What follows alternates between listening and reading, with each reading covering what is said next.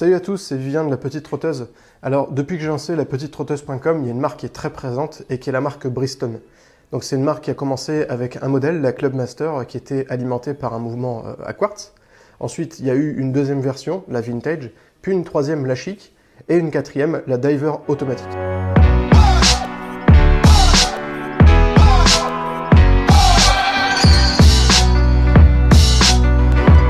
La Briston Diver automatique, eh bien, c'est une montre qui est plutôt pensée pour les hommes, parce qu'elle a un boîtier qui est assez volumineux, qui est vendue aux alentours de 500 €, c'est-à-dire qu'elle commence à 480 et ça va jusqu'à 520, suivant la matière du boîtier que vous allez choisir et la matière du bracelet aussi que vous allez choisir.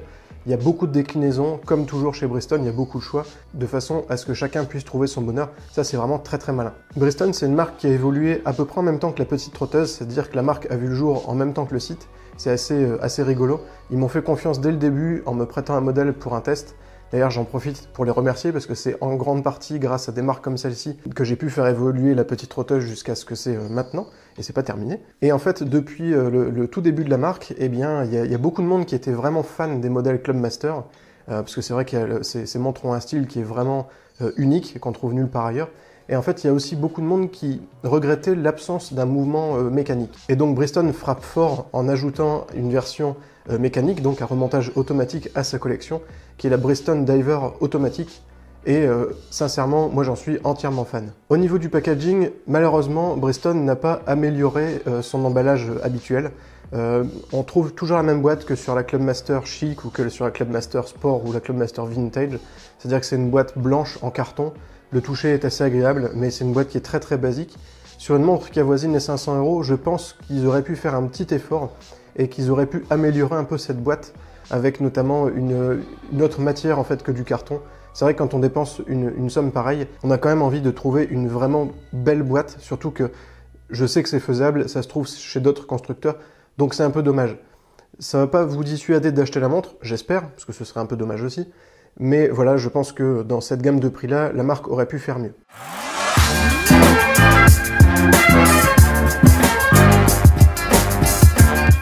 Au niveau du boîtier, Briston a réutilisé le boîtier qui a fait sa renommée et qui est de forme coussin. Alors la forme coussin, en fait c'est très simple, vous prenez la forme d'un oreiller, et bien c'est exactement la même chose. C'est-à-dire que c'est un carré aux angles très arrondis, aux formes très arrondies en fait en général. Et ici le rendu est vraiment très sympa. Je trouve que ça donne un vrai beau mélange entre un look vintage et moderne à la fois. En plus de ça, les assemblages sont de qualité impressionnante, comme toujours chez Briston. Et ça, c'est vraiment quelque chose qui se défend par rapport aux montres et aux modèles concurrents. Ce boîtier, il mesure 42 mm de hauteur pour 42 mm de largeur, ce qui sont des dimensions plutôt classiques en fait qu'on commence à trouver un peu partout. Je sais que pour certaines personnes ce sera un peu grand, mais dans ce cas, je vous invite à aller voir toujours chez Briston la Clubmaster Chic, qui a un boîtier qui est beaucoup plus petit, qui fait 36 mm, et qui du coup se prête beaucoup mieux au poignet un peu plus fin. Ici, comme il faut loger le mouvement automatique, le boîtier est un petit peu plus épais que sur la Clubmaster Sport. Il fait 14,6 mm d'épaisseur. Ça reste très correct, mais c'est vrai que la somme du bracelet plus l'épaisseur du boîtier, eh bien ça commence à faire un pavé un petit peu épais. Après, une fois au poignet, ça s'oublie complètement. La montre est vraiment très confortable. En plus de ça, elle est relativement légère, et ce qui la rend vraiment agréable à porter pour toute la journée. Comme toujours aussi chez Briston, eh bien vous avez le choix entre plusieurs finitions pour le boîtier. Donc ici, pour l'instant, il y en a trois. Donc la version acétate de cellulose. Donc en fait, c'est du coton qui est compressé et qui devient une sorte de plastique. Ici, à motif écaille de tortue, c'est très à la mode. Et honnêtement, le rendu est vraiment très joli. Il y a aussi une version acier poli et une version acier brossé. Alors moi ici, je vous propose de découvrir la version acétate et la version acier poli, qui pour moi étaient les deux plus jolies. Après la version acier brossé, eh ben, en fait, ce sera exactement la même, mais brossée. Petite originalité sur cette Briston automatique Diver du coup, c'est qu'en fait on a deux couronnes de réglage. On en a une en haut et une en bas. Alors en fait celle en bas c'est la couronne de réglage que tout le monde connaît, qui permet de régler l'heure, les minutes, la date évidemment, et de remonter la montre. Et en fait celle d'en haut, eh bien c'est une couronne qui va en fait permettre de faire tourner la lunette rotative qui est à l'intérieur du cadran, comme sur toutes les montres de plongée.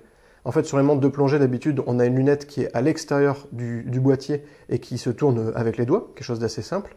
Et en fait, ici, Briston a choisi un peu d'originalité en utilisant donc une couronne qui permet de faire tourner cette lunette graduée. Le rendu est plutôt sympa, du coup, ça donne un petit côté un peu original à ce boîtier qui commence à déjà être un peu connu. En plus de ça, les deux couronnes sont très soignées puisque sur les deux, on retrouve le logo Briston. Et voilà, les deux sont de dimensions suffisamment importantes pour être manipulées facilement, sans pour autant être énormes puisqu'elles restent très discrètes. Ce boîtier, eh bien, il est certifié étanche à 20 ATM, ce qui est vraiment très très conséquent. Pour conserver une bonne étanchéité, Briston a choisi d'utiliser un verre très épais qui est en minéral durci et qui fait presque 3 mm d'épaisseur. Il en fait 2,8 plus exactement.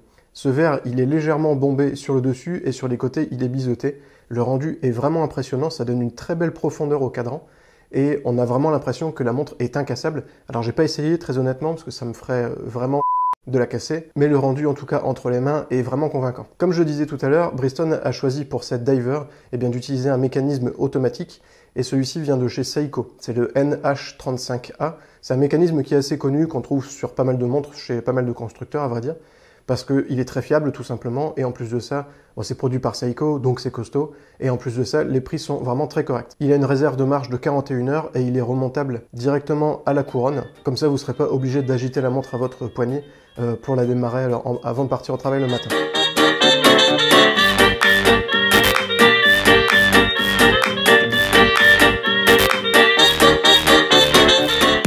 Au niveau du boîtier, on a à peu près fait le tour. Juste à propos de l'arrière, c'est dommage que Briston n'ait pas ouvert le capot arrière sur le mécanisme. Je sais qu'avec le bracelet NATO, bon, ça n'a pas forcément grand intérêt, mais c'est toujours quand même sympa de voir la masse oscillante tourner et de voir tous ces petits mécanismes s'agiter. Je trouve que c'est assez joli et c'est ce qui fait aussi le charme d'une montre automatique. Donc c'est pas forcément très grave, sachant que la plupart du temps, on voit pas le dessous de la montre, mais je pense que ça aurait été un petit détail en plus qui aurait permis de justifier le prix.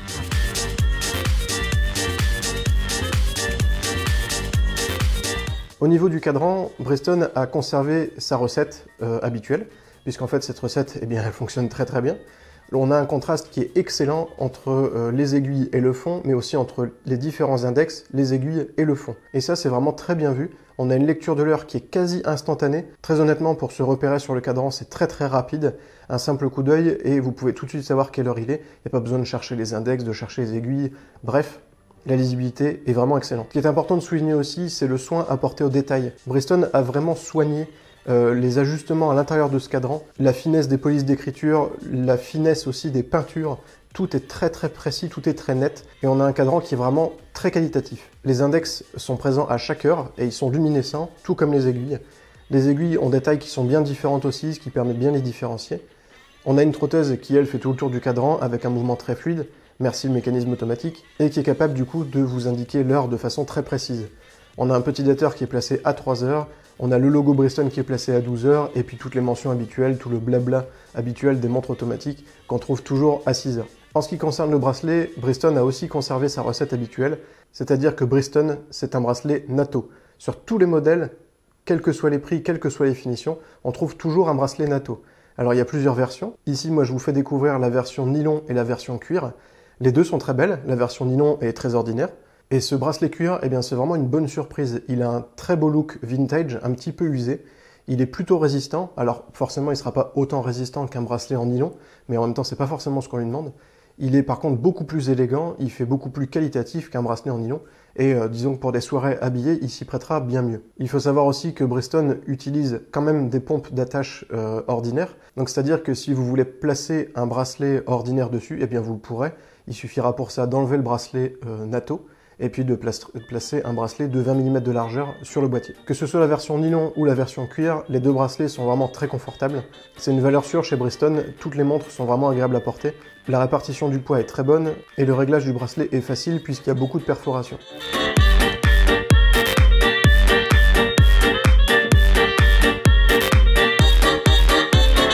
Pour conclure avec cette Briston Diver automatique, en fait c'est très simple. Comme toujours, Briston propose une excellente montre. Pour une fois qu'on a une montre de plongée qui n'a pas le look caractéristique des montres de plongée, moi je trouve ça super. Il existe beaucoup de choix quand on cherche une montre de plongée au style un peu ordinaire.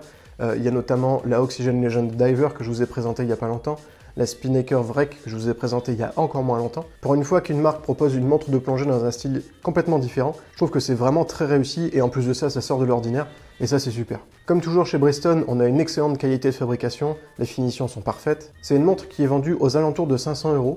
Au début, je trouvais que c'était un prix qui était un petit peu élevé et en fait, quand on regarde la qualité de l'assemblage, la qualité des finitions, et puis le style de cette montre qui est très réussi, je pense que c'est un prix qui est à peu près justifié. Si vous cherchez une montre d'une excellente qualité, avec un look vraiment original, décalé et différent de ce qu'on peut trouver ailleurs, vous pouvez foncer chez Briston, ils ont de quoi vous plaire. En plus de ça, avec toutes les déclinaisons possibles, vous trouverez forcément votre bonheur, et je pense que c'est ça le plus important. Voilà, j'espère que cette vidéo vous a plu. Si c'est le cas, comme d'habitude, n'hésitez pas à aimer en cliquant sur le petit pouce qui est juste en dessous, à vous abonner en cliquant sur cette pastille, et puis moi je vous dis à très bientôt pour de nouveaux tests.